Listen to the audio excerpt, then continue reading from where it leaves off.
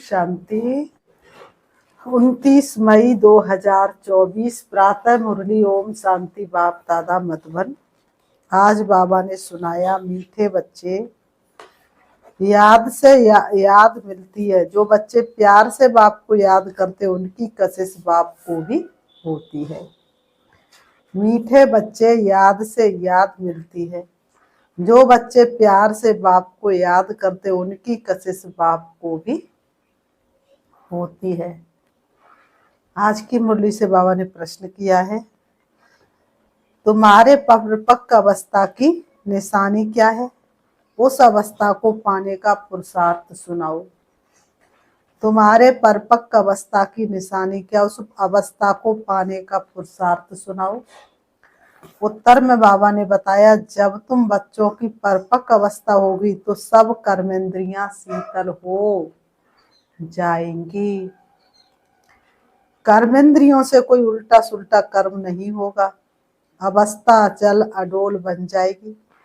इस समय की अडोल अवस्था से 21 जन्म के लिए कर्मेंद्रियां बस हो जाएंगी। इस अवस्था को पाने के लिए अपनी जांच रखो। नोट करने से सावधान रहेंगे।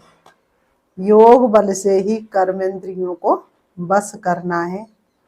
बाबा कहते, योग ही तुम्हारी अवस्था को परिपक्व बनाएगा। योग ही तुम्हारी अवस्था को क्या करेगा? परिपक्व बनाएगा। तपस्या ही जीवन की है सच्ची सुंदरता। तो तपस्या ही तो जीवन की सबसे बड़ी सुंदरता है ना। ओम शांति। यह है याद की यात्रा। सभी बच्चे इस यात्रा पर रहते हैं, सिर्फ तुम यहाँ नजदीक में हो। जो जहाँ भी है बाप को याद करते हैं। उन्होंने कहा, जो जहाँ भी है वह क्या करते? बाप को याद करते हैं, तो वह ऑटोमेटिकली नजदीक आ जाते हैं। जैसे चंद्रमा के आगे कोई सितारे बहुत नजदीक होते, कोई बहुत चमकते हैं। कोई नजदीक कोई दूर भी होते हैं। बाबा कहते, कोई नजदीक होते तो कोई दूर भी होते हैं। देखने में आता है ये स्टार बहुत चमकता है, ये बहुत नजदीक है, ये तो चमकता ही नहीं है। बाबा ने कहा, बाबा का बच्चा बने फिर भी कोई उन्नति नहीं, तो ये तो चमकता ही नहीं। तुम्हारा भी गायन है, तुम हो ज्ञान और योग के सितारे। ज्ञान सूर्य मिला है बच्चों को। बाप बच्चों को ही याद करते हैं। जो सर्विसेबल बच्चे हैं, बाप है सर्वशक्तिवान, उस बाप को ही याद करते हैं। तो याद से याद मिलती है। तुम जिसको प्यार करोगे वो भी तुमसे प्यार करेगा। तुम जिसको याद करोगे वो भी तुम्हें याद करेगा। वो तो मनुष्यों की बात रही। मनुष्यों का प्यार तो कोई सच्चा प्यार हो नहीं सकता, लेकिन भगवान का तो सच्चा प्यार है ना। तुम जितना जितना बाबा को याद करोगे, बाबा भी तुम्हें उतना ही याद करेंगे। जहाँ जहाँ ऐसे ऐसे सर्विसेबल बच्चे हैं, तो ज्ञान सूर्य बाप भी उन्हों को याद करते हैं। बच्चे भी याद करते। जो बच्चे याद नहीं करते उनको बाप भी याद नहीं करते। जो बच्चे बाप को याद नहीं करते तो बाप भी उनको याद नहीं करते। उनको बाप की याद भी नहीं पहुंचती। याद से याद जरूर मिलती है। बच्चों को भी याद करना है। बाबा ने कहा, बच्चों को भी याद करना है। बच्चे पूछते, बाबा आप हमको याद करते हैं? बच्चे बाबा से पूछते, बाबा क्या आप हमको याद करते हैं? बाप कहते, क्यों नहीं। इस रीति बाप क्यों नहीं याद करते? जो जास्ती पवित्र है और बाप से बहुत प्यार है, तो कशिश भी ऐसे करते हैं। हर एक अपने से पूछे कि हम कहाँ तक बाबा को याद करते हैं। एक की याद में रहने से फिर ये पुरानी दुनिया भूल जाती है। बाप को ही याद करते करते जाकर मिलते हैं। अब मिलने का समय आया है। बाबा कहते, अब मिलने का समय आया हुआ है। ड्रामा का राज भी बाप ने समझाया है। बाप आते आकर बच्चों को अपना रूहानी बच्चा बनाते हैं। पतित से पावन कैसे बनो सो सिखाते हैं। तुम पतित से पावन कैसे बनो सो बाप तुमको सिखाते हैं। बाप तो एक ही है। बाबा ने कहा उनको ही सब याद करते हैं, परंतु याद सबको नंबरवार अपने अपने पुरुषार्थ अनुसार मिलती है। जितना बहुत याद करेंगे वह जैसे कि सामने खड़े हैं। क्या अनुभव होता है, बाबा तो मेरे सामने खड़े हैं। तो बाबा ने कहा तो वो जैसे सामने खड़े हैं। बाबा कहते हैं कर्मातीत अवस्था भी ऐसे होनी है। जितना याद करेंगे कर्मेंद्रियां चंचल नहीं होंगी। कर्मेंद्रियां चंचल बहुत होती है ना, इसको ही माया कहा जाता है। कर्मेंद्रियों से कुछ भी खराब कर्म ना हो। बाबा ने कहा कर्मेंद्रियों से कुछ भी कर्म खराब ना हो। या योग बल से कर्मेंद्रियों को बस करना। वो लोग तो दवाइयों से बस करते। बच्चे कहते बाबा ये क्यों नहीं बस होती हैं। बाप कहते तुम जितना याद करेंगे उतना कर्मेंद्रियां बस हो जाएंगी। इसको कहा जाता है कर्मातीत अवस्था। बाबा ने कहा ये सिर्फ याद की यात्रा से ही होता है। इसलिए भारत का प्राचीन योग राजयोग गाया हुआ है। सो तो भगवान ही सिखलाएंगे। भगवान सिखलाते अपने बच्चों को। तुम्हें इन विकारों कर्मेंद्रियों पर जीत प्राप्त करनी है। बाबा ने कहा तुम्हें इन विकारों कर्मेंद्रियों पर जीत योग बल से प्राप्त करनी है। योग बल से जीत पाने का पुरुषार्थ करना। संपूर्ण पिछाड़ी में होंगे। जब परिपक्व अवस्था होगी फिर कोई भी कर्मेंद्रियां चंचलता नहीं करेंगी। अभी चंचलता बंद होने से फिर 21 जन्म के लिए कोई भी कर्मेंद्रियां धोखा नहीं देगी। 21 जन्म के लिए कर्मेंद्रियां बस हो जाती हैं। बाबा ने कहा 21 जन्मों के लिए कर्मेंद्रियां बस हो जाती हैं। सबसे मुख्य है काम विकार। याद करते करते कर्मेंद्रियां बस होती जाएंगी। अभी कर्मेंद्रियों को बस करने से आधा कल्प के लिए इनाम मिलता है। बस नहीं करेंगे, बस नहीं कर सकते तो फिर पाप रह जाते हैं। तुम्हारे पाप योग बल से कटते जाएंगे। तुम पवित्र होते जाते हो। यह है नंबर 1 सब्जेक्ट। बुलाते भी है पतित से पावन होने के लिए, तो बाप ही आकर पावन बनाते हैं। बाप ही नॉलेजफुल है। बाप कहते अपने को आत्मा समझो। बाप को याद करो, ये भी नॉलेज है। एक है योग की नॉलेज, दूसरा है 84 जन्म के चक्र की नॉलेज। 2 नॉलेज है। फिर उसमें दैवी गुण ऑटोमेटिकली मर्ज है। बच्चे जानते हम मनुष्य से देवता बनते हैं, तो दैवी गुण भी जरूर धारण करने हैं। अपनी जांच करनी है। नोट करने से अपने ऊपर सावधान रहेंगे। अपनी जांच रखेंगे तो कोई भूल नहीं होगी। बाप खुद कहते माँ में कम याद करो। तुमने ही मुझे बुलाया है, क्योंकि तुम जानते बाबा पतित पावन है। वह जब आते तब ही ये डायरेक्शन देते हैं। अब इस डायरेक्शन पर अमल करना है। आत्माओं को भगवान तो आया और उसने डायरेक्शन सुनाया, लेकिन अमल किसको करना है? आत्माओं को अमल करना है। बाबा ने कहा तुम पाठ बजाते शरीर द्वारा, तो बाप को भी जरूर इस शरीर में आना पड़े। ये बहुत वंडरफुल बातें हैं। बाबा कहते ये बहुत ही वंडरफुल बातें हैं। त्रिमूर्ति का चित्र कितना क्लियर है। ब्रह्मा तपस्या कर रहे ये बनते हैं, फिर 84 जन्मों के बाद ये बनते हैं। ये भी बुद्धि में याद रहे कि हम ब्राह्मण सो देवता थे। फिर 84 का चक्र लगाया। अब फिर देवता बनने के लिए आए हैं। जब देवताओं की डिनास्टी पूरी हो जाती तो भक्ति मार्ग में भी बहुत प्रेम से उनको याद करते हैं। अब वह बाप तुमको ये पद पाने के लिए युक्ति बताते हैं। याद भी बहुत सहज है।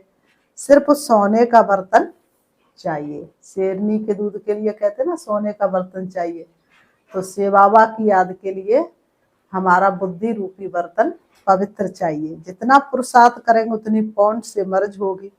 ज्ञान भी अच्छा सुनाते रहेंगे, समझेंगे जैसे कि बाबा हमारे में प्रवेश कर मुरली चला रहे हैं। बाबा भी बहुत मदद करते, औरों का भी कल्याण करना है। वह भी ड्रामा में नूद है। 1 सेकंड ना मिले दूसरे से, टाइम पास होता जाता है। इतने वर्ष इतने मास कैसे पास होते हैं। शुरू से लेकर टाइम पास होता है, ये सेकंड फिर 5000 वर्ष बाद रिपीट करेंगे। ये भी अच्छी रीति समझना है और बाप को याद करना है, जिससे विक्रम विनाश हो और कोई उपाय नहीं। इतना समय जो कुछ करते आए हो वह सब थी भक्ति। कहते भी ये भक्ति का फल भगवान देंगे, क्या फल देंगे, कब और कैसे देंगे ये कुछ भी पता नहीं है। बाप जब फल देने के लिए आवे तब लेने वाले और देने वाले इकट्ठे हों। ड्रामा का पार्ट आगे चलता जाता है। बाबा ने कहा सारे ड्रामा में अभी ये है अंतिम लाइफ, हो सकता है कोई शरीर भी छोड़ दे। बाबा ने कहा इनमें से हो सकता है कि कोई शरीर भी छोड़ दे, और कोई पार्ट बजाना है तो जन्म भी ले सकते हैं। किसका बहुत हिसाब किताब होगा तो जन्म भी ले सकते हैं। किसके बहुत पाप होंगे तो घड़ी घड़ी एक जन्म ले फिर दूसरा तीसरा जन्म लेते छोड़ते रहेंगे।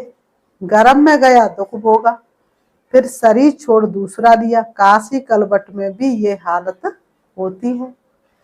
पाप सिर पर बहुत है, योग बल तो है नहीं। काशी कलवट खाना ये है अपने शरीर का घात करना। आत्मा भी समझती ये घात करते हैं। कहते भी बाबा आप आएंगे तो हम आप पर बलिहार जाएंगे। बाकी भक्ति मार्ग में बलि चढ़ते हैं। बाबा ने कहा ये भक्ति हो जाती है।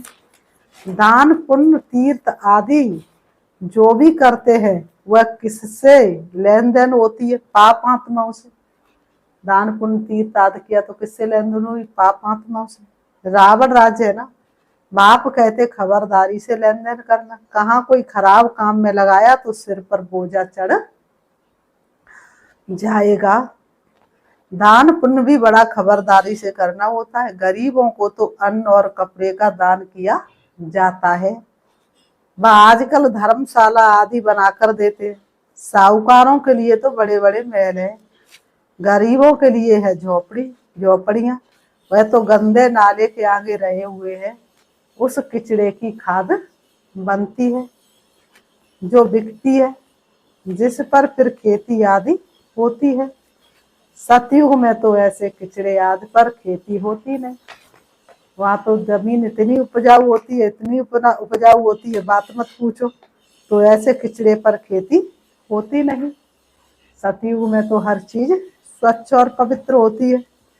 तो बाबा ने कहा वहां तो नई मिट्टी होती है, उसका नाम ही है पैराडाइज। नाम भी गाया हुआ है पुखराज परी, सब्ज परी, रतन है ना।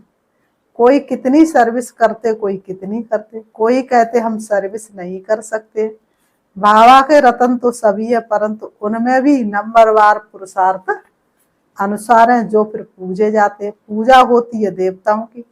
भक्ति मार्ग में अनेक पूजाएं होती हैं। ये सब ड्रामा में नूद है, जिसको देखकर मजा आता है हम एक्टर्स हैं। इस समय तुमको नॉलेज मिलती है, तुम बहुत खुश होते हो, जानते भक्ति का भी पार्ट है। भक्ति में भी बड़े खुश होते हैं। गुरु ने कहा माला फेरो, बस उस खुशी में फेरते ही रहते हैं। गुरु ने कहा माला फेरो और बस उसी खुशी में फेरते रहते हैं। समझ कुछ भी नहीं। माला फेरती हुआ फिर आना मन का फेर, समझ कुछ भी नहीं। बस एक ने कहा और दूसरे ने भाई मान लिया। तो बाबा ने कहा समझ कुछ भी नहीं। शिव निराकार है, उनको भला दूध पानी आदि क्यों चढ़ाते हैं, मूर्तियों को भोग लगाते हैं, वह कोई खाती थोड़ा ही है।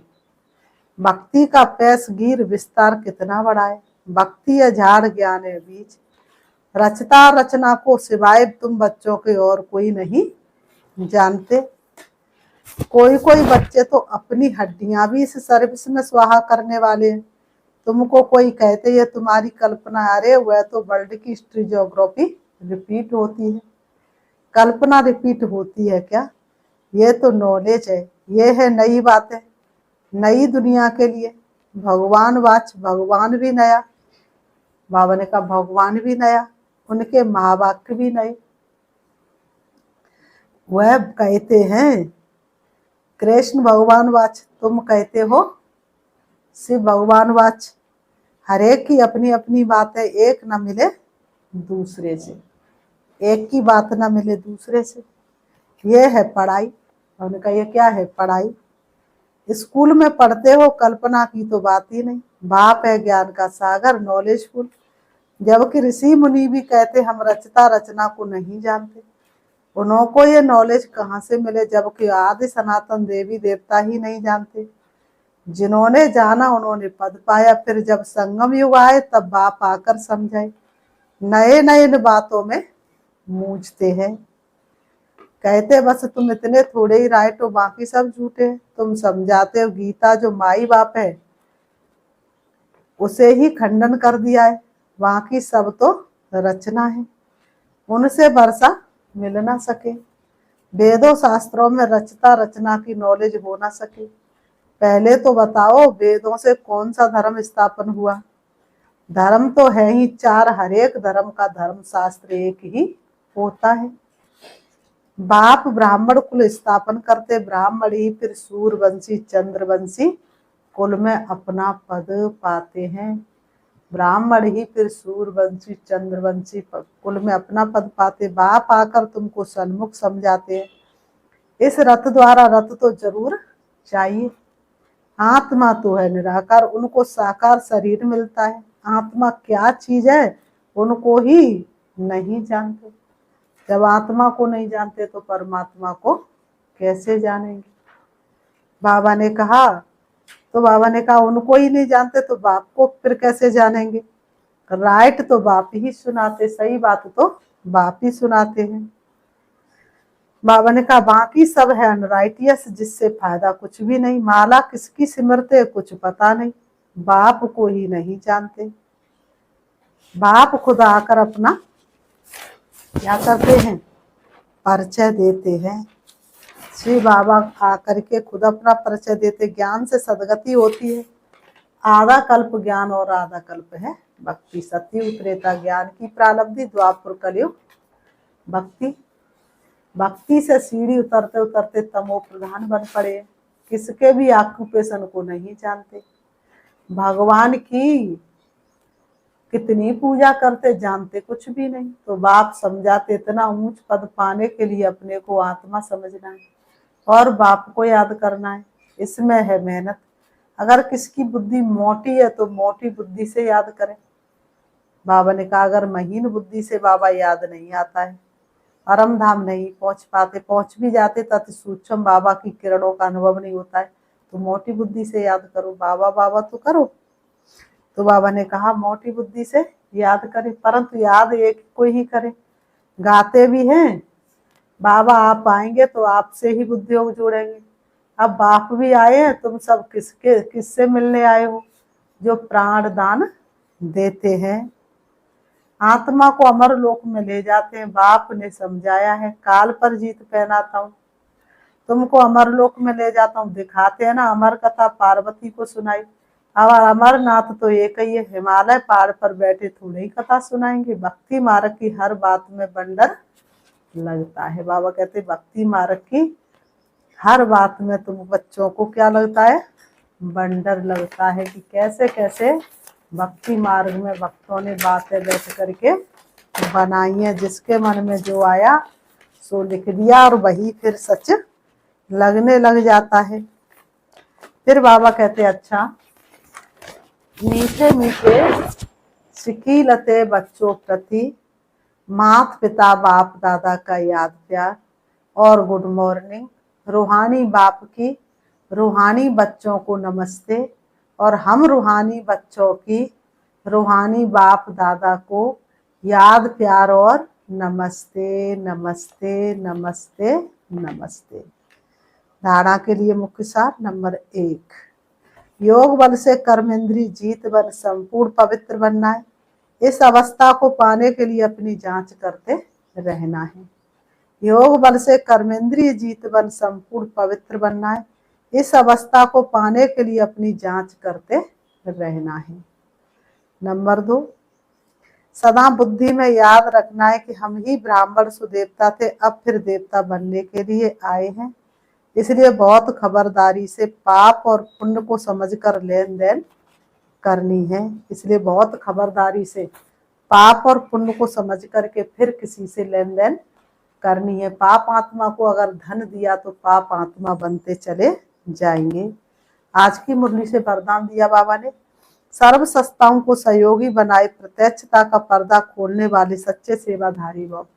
सर्व सत्ताओं को सहयोगी बनाए प्रत्यक्षता का पर्दा खोलने वाले सच्चे सेवाधारी भव। स्पष्टीकरण है, प्रत्यक्षता का पर्दा तब खुलेगा जब सब सत्ता वाले मिलकर कहेंगे कि श्रेष्ठ सत्ता ईश्वरी सत्ता आध्यात्मिक सत्ता है, तो यही एक परमात्म सत्ता है। सभी एक स्टेज पर इकट्ठे हो ऐसा स्नेह मिलन करें, इसके लिए सबको स्नेह के सूत्र में बांध समीप लाओ, सहयोगी बनाओ। ये स्नेह ही चुम्बक बनेगा जो सब एक साथ संगठन रूप में बाप की स्टेज पर पहुंचेंगे। तो अब अंतिम प्रत्यक्षता के हीरो पाठ में निमित्त बनने की सेवा करो, तब कहेंगे सच्चे सेवाधारी। आज की मुरली से स्लोगन है, सेवा द्वारा सर्व की दुआएं प्राप्त करना, ये आगे बढ़ने की लिफ्ट है। सेवा द्वारा सर्व की दुआएं प्राप्त करना, ये आगे बढ़ने की लिफ्ट है। अच्छा, ओम शांति। अभी हम एक गीत के माध्यम से प्यारे बाबा को याद करते हैं।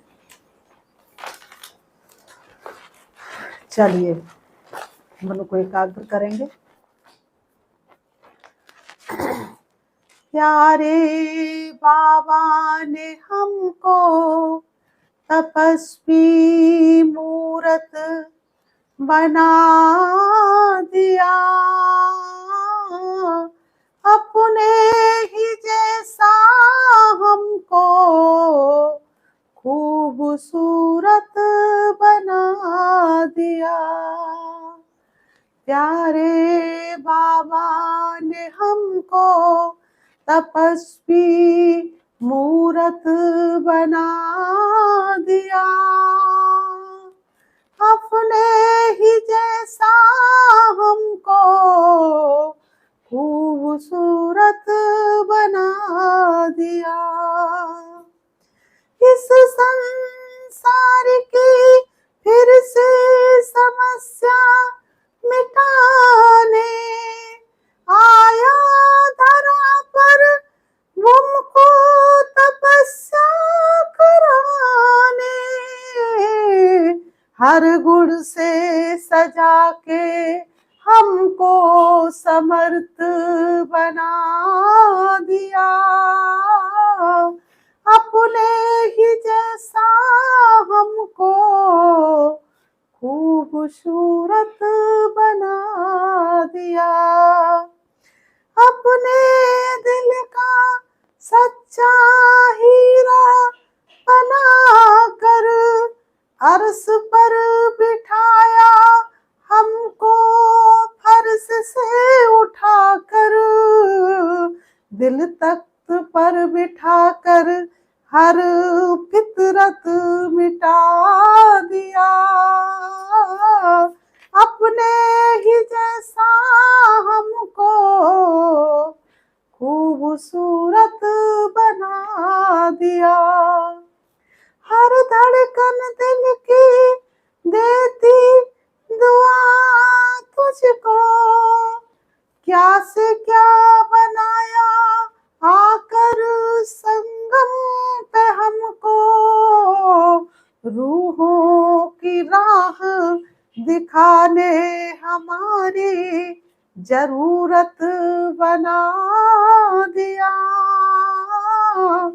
अपने ही जैसा हमको खूबसूरत बना दिया। प्यारे बाबा ने हमको तपस्वी मूरत बना दिया,